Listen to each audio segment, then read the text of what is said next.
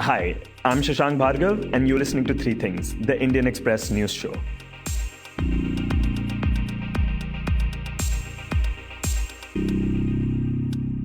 In this episode, we will take a look at the center probing and investigating the Gandhi family's trusts that also have links to other senior Congress leaders. We will also take a look at Indian mobile apps that are now looking to fill the gap left by the ban of 59 Chinese apps and why experts are warning users against them. But first, we talk about mini lockdowns. Different parts of the country appear to be at different stages of the pandemic. And depending on how cases are rising, different cities and states are now going for shorter periods of lockdowns or mini lockdowns. There is Pune, which started a strict 10-day lockdown yesterday, and Bangalore, that will start an 8-day lockdown from today. But some other places are going in for even shorter periods, like Shillong, which recently went under a 2-day lockdown, and Uttar Pradesh, that is starting weekend lockdowns from this week. The state of Madhya Pradesh even plans for a lockdown 1 day a week. The question is, what can be achieved during a day or 2 days of lockdown? How can states and cities effectively utilize these periods? And what are some of the biggest challenges that they are facing right now? To answer these questions, Dr. Giridhar R. Babu, professor and head of Life Course Epidemiology at the Public Health Foundation of India, joins us. Dr. Babu, a number of states and cities have been going for these mini lockdowns, ranging from 1 day or 2 days a week to 7 days, 10 days. What is the idea behind these mini lockdowns, and to what extent are they supposed to help? I think this is probably a combination of necessity and also in terms of what aspirations the growing economy will have. I'll explain. By necessity, I mean we need to save lives. In order to save lives, you need to decrease the speed at which the disease transmits from one person to another. At the same time, economy is getting affected, so you have to run as much as possible all the services. So therefore, they have found these innovative ways of doing weekend lockdowns or just 1 day lockdowns. However, in the case of Chennai, I could say that they did lockdown only when the surge happened to a limit where they couldn't handle by the health system. And in the case of Bangalore, I think the lockdown was done with the purpose to prepare better compared to what they had prepared during the earlier phase of the lockdown. So the reasons for lockdowns for each state might be different. And my only worry is that lockdown should not become the end by itself. I hope whoever is making a decision is using this as an opportunity to gear up for all the services that they should be giving in the first place. So, what should states and cities that are going, under lockdowns, what are the things that they should be focusing on during that time? And especially, if you're going on a lockdown for once a week, which is something Madhya Pradesh is doing, it's doing strict lockdowns only on Sundays. So, what can they do during that time? There are many things that different periods of lockdown can do. So I'll start with your example of 1 day. I have observed health workers increasingly under fatigue in the last few months. So, if not anything, at least 1 day lockdown should be used to give them rest, especially those who are working for longer hours, so that there is renewed energy for the next day to start working. Not just the health workers, all frontline workers. Second, in terms of infection control, all the places which are taking care of the COVID 19 patients, they should be able to get their systems cleaned and sanitized and be ready for the next day. And most importantly, limiting the movement should decrease the contacts and the parties and all the events generally people plan in the weekend. So, therefore, those kind of avenues for transmission of infection will be reduced. So, that will definitely contribute to the spread. A longer duration of lockdown, whether 1 week or 2 weeks, should definitely help in transmission reduction. But that can be seen again in the next 2 to 3 weeks, not immediately. And also, in case of, say, Bangalore, when you have not done adequate preparations, at least 1 or 2 weeks should give you enough time to make some quick recruitments, buy some things like oximeters, which are not sufficient in number, or fix your technology for allocation of beds. So the duration will definitely be useful in terms of what kind of priorities and what kind of earlier planning that the cities have done or the states have done. And what are some of the biggest challenges that states are facing right now when dealing with the pandemic? Uh, we should understand in India, urban health is completely neglected in the sense that it is mostly the private hospitals which provide most of the health services in urban areas, and mostly their curative services. When it comes to preventive services, including disease detection and management, or screening, or even immunization, outbreak detection, all these things are under public health. And there are not enough public health resources in urban areas. So, therefore, when a pandemic strikes any city, there are not enough people to find cases, not enough people to do contact tracing. There are no trained manpower to manage any surge in cases. So, therefore, not just with COVID 19, whether it is dengue, whether any infectious disease, the casualties are same. The way the urban areas get affected are similar. So therefore, there is this background defect that every urban area has in terms of lack of priority for primary healthcare services. So in the long run, they don't help. I think at least the pandemic should serve as a reminder for all of us to strengthen urban health services. Otherwise, we will be facing these crises time and again. We won't do any course corrections. And urban poor, other vulnerables in the urban areas are disproportionately affected each time such pandemic strikes. And to have a broader understanding of the pandemic, we've talked about time again that testing is important. Are we testing enough right now to have a better understanding of the situation? We are testing far better compared to how we started off with.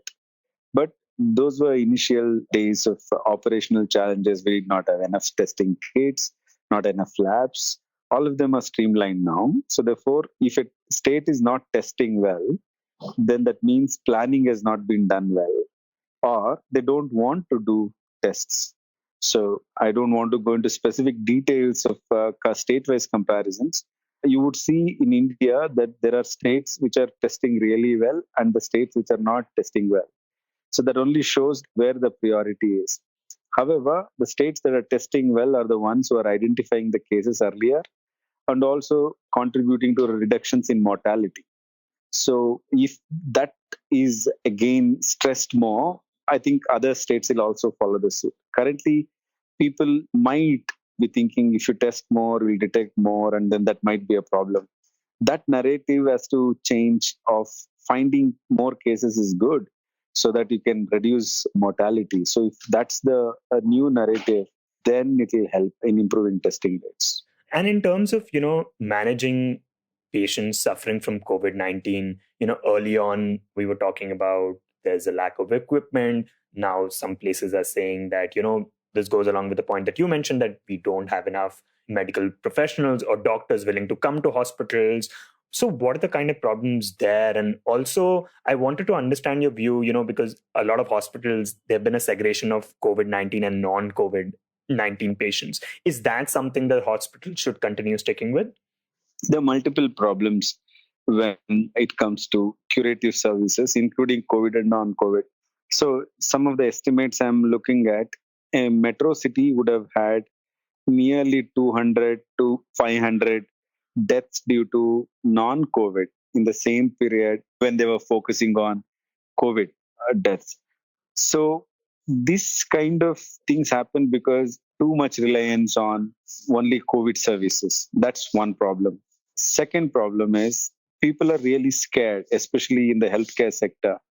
They do not have safe and adequate personal protective equipment.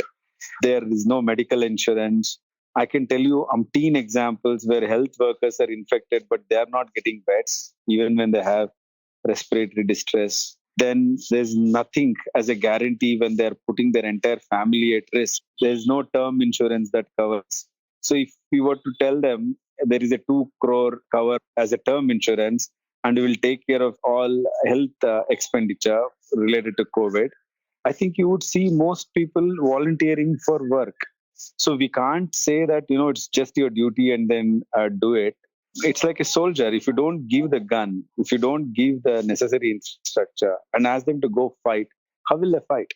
So this is a similar analogy here. And finally, most of this planning that we need to do in COVID, except for things which are very specific like oxygen operators or oxygen concentrators, everything else is what we generally require in our routine nature of services. So we shouldn't be doing only for this. So I think we should get back to thinking in terms of what is ideal for population level, and this should be the starting point. Whatever the shortcomings are, I think we can do a restart. But when you focus mostly on curative services and only on terminal illness, we will be missing most of the problems. We need to start with primary healthcare. We need to be looking at prevention. If that's our goal, then we should be able to fix the system and also move towards a healthy population. My last question to you is that, we understand that going forward, states and cities need to have more localized strategies. And that's, I suppose, where this, idea of mini lockdowns comes in the first place, that each place can, according to their need, can adjust the period.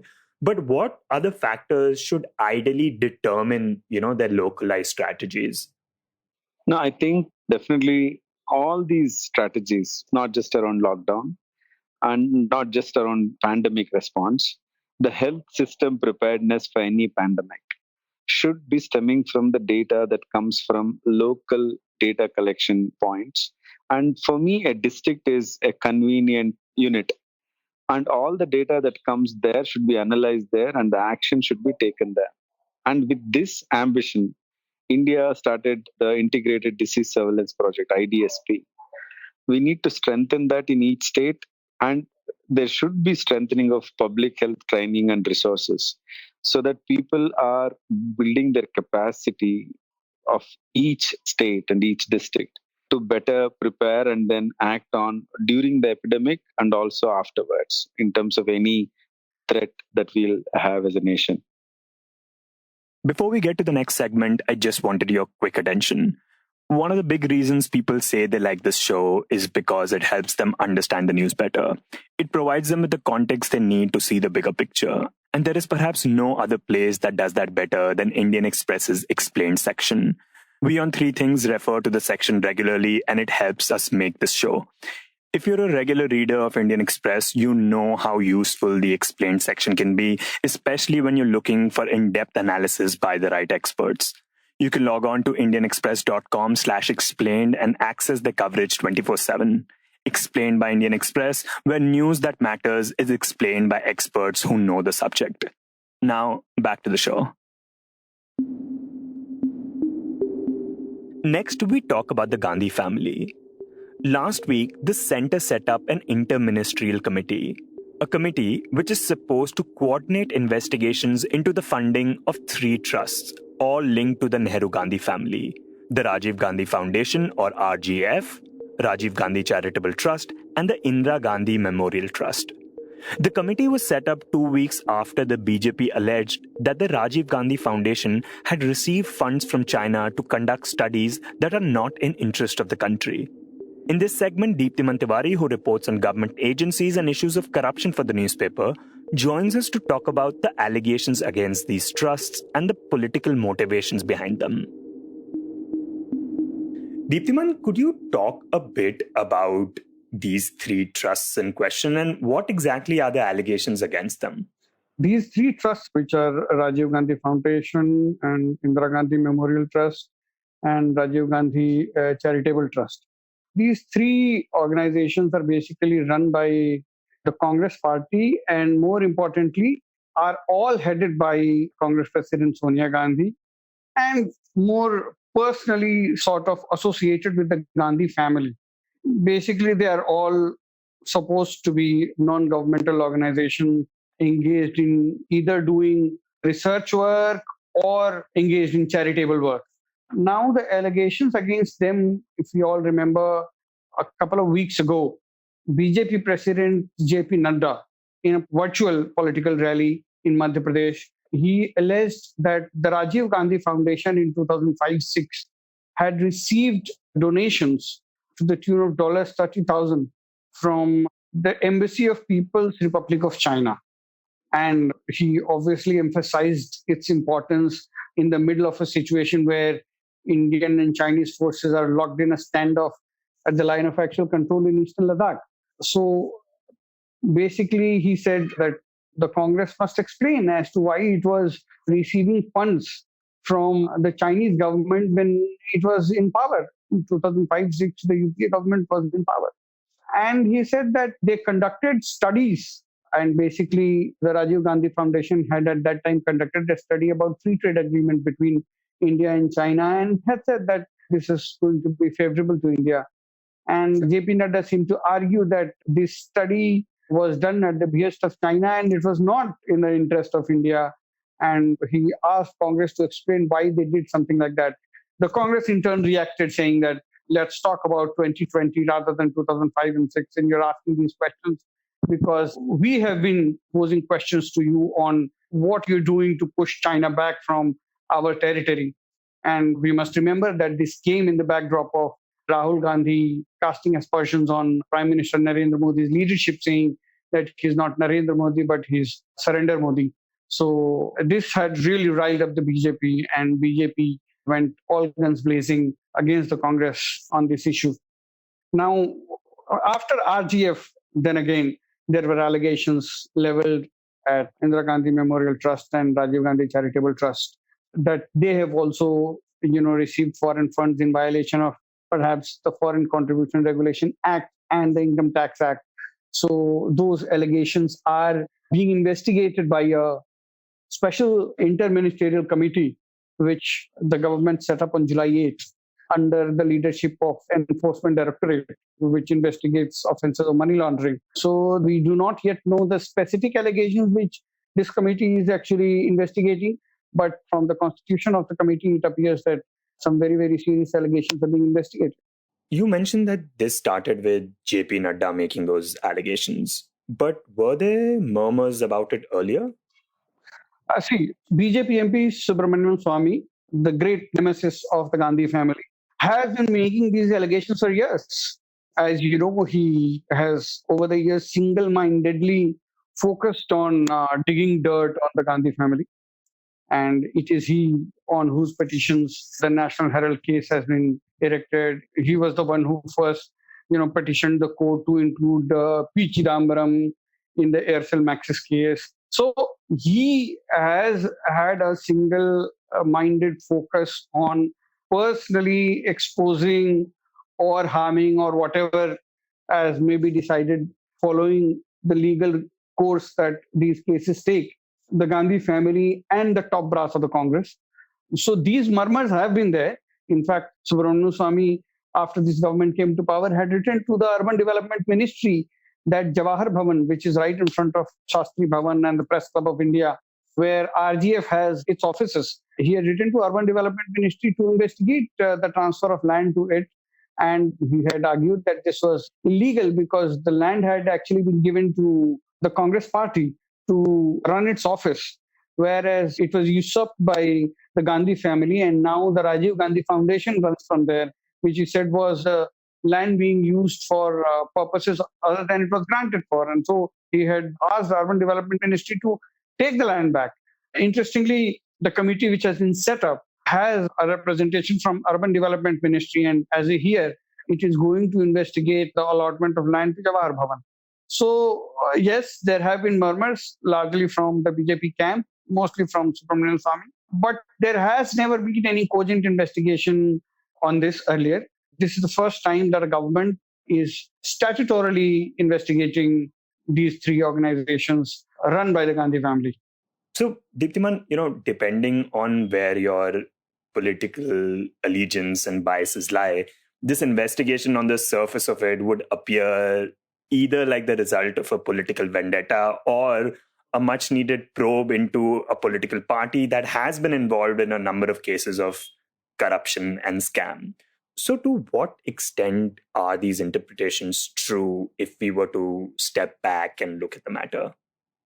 Look, as we all know, and this is a universal truth in India, investigate any political party and its organizations, and you will get a case, and a genuine case probably. So the question to ask is, who is investigating whom and when? When the Congress was in power, it has used all these tools to investigate other political parties whenever it has needed. In fact, it has used CBI to get support of Samajwadi Party when its government was falling due to the nuclear deal and the left pulling out. Everyone is aware how coalition governments are run, how Congress run the coalition governments in its time.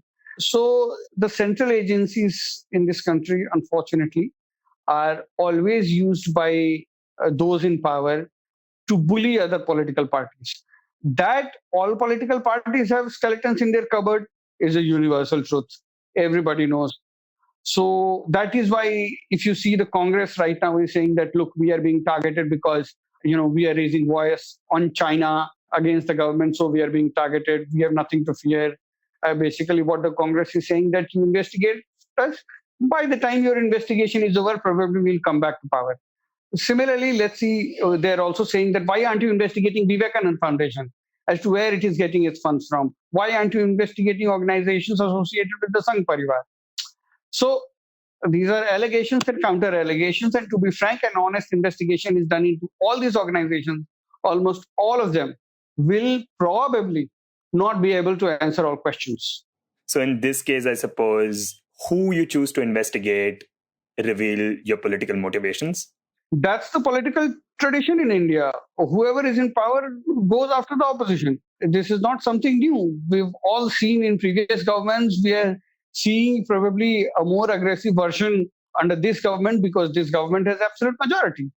Unless there is a political churning in India where the political parties decide to clean themselves up, there will always be a skeletons in the cupboards which will be off and on opened and threatened with to make other people either soften their stance or to kowtow or to make allies or to punish.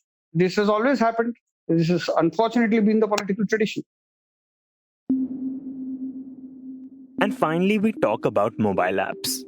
After the Indian government banned 59 apps with Chinese links, including TikTok, a number of Indian apps have now come up as alternatives to them and are trying to fill the gap created by the ban. But cybersecurity experts warn that a lot of these apps may not be safe for users. In this segment, Ashish Aryan, who reports on IT and telecom industry for the Indian Express, talks about these apps and what users should be wary of. And he first explains the kind of apps that have come up since the ban. So there are two kinds of app which we have seen in about 15 days since the ban that have tried and they have rushed to fill this gap. So one, there were some established apps which were already trying to compete with, the likes of TikTok and Cam Scanner.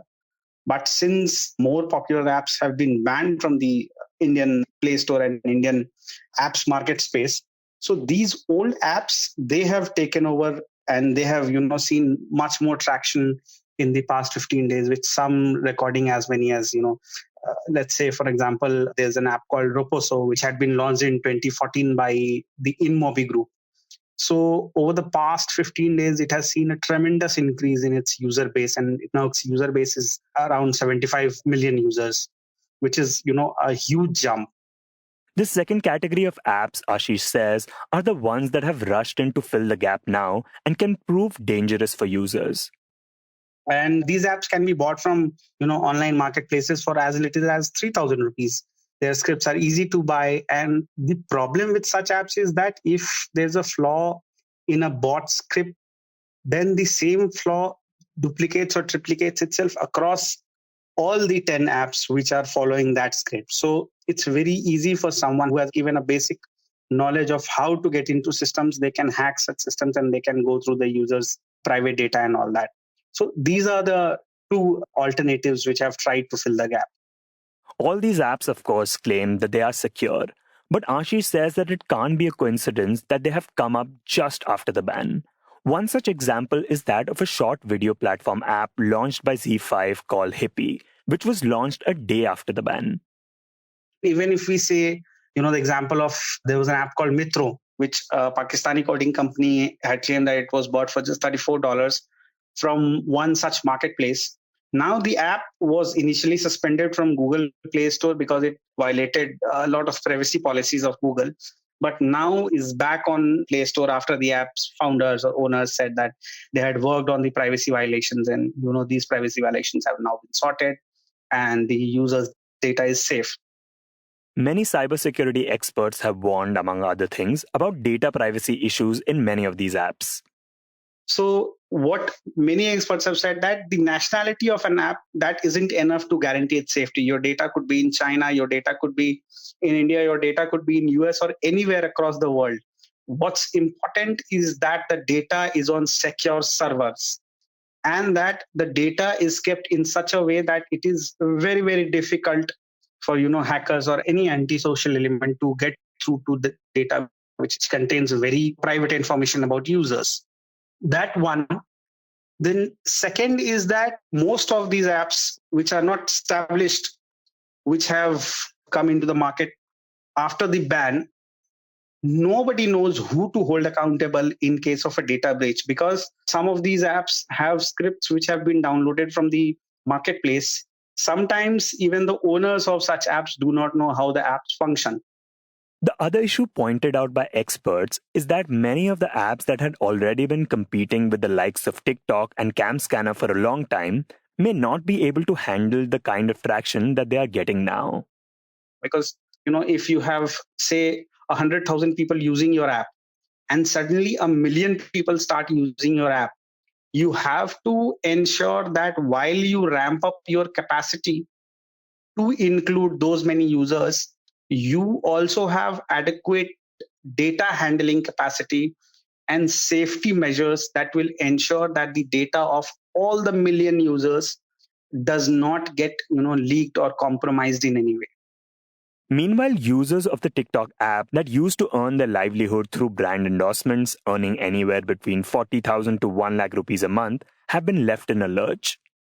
Most of these TikTok users, some of them have shifted. Of course, many of them have shifted just because they want a creative outlet for their talents that they have. But for the people who used to earn from these apps, they have said that, we'll wait and watch because we don't know how the other apps are monetizing and what are the avenues for monetizing and so on and so forth. And remember that monetization through these apps happens only if the brands are interested. So for example, in TikTok, when we talk of, homegrown brands such as Pantaloons, Oyo, even global brands like Pepsi and Reckitt Benckiser, which makes Dettol, they had videos on platforms like TikTok, which had billions of views.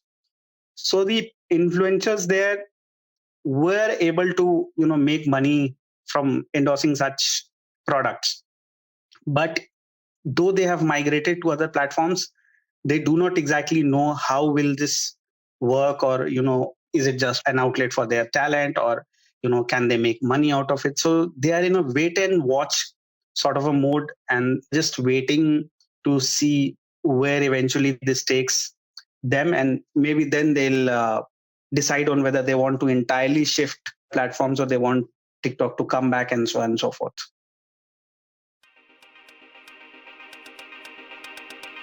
You were listening to Three Things by The Indian Express. Today's show, as always, was edited and mixed by our producer, Joshua Thomas. Before we go, here's another reminder to check out Indian Express's Explained page. You can log on to indianexpress.com/explain and find in-depth analysis by the right experts. It has everything you need to know to understand the news better and see the bigger picture. If you like this show, then you can subscribe to us wherever you get your podcasts. You can also recommend the show to someone you think will like it, share it with a friend or someone in your family. It's the best way for people to get to know about us. You can also tweet us at Express Audio and write to us at podcast@indianexpress.com.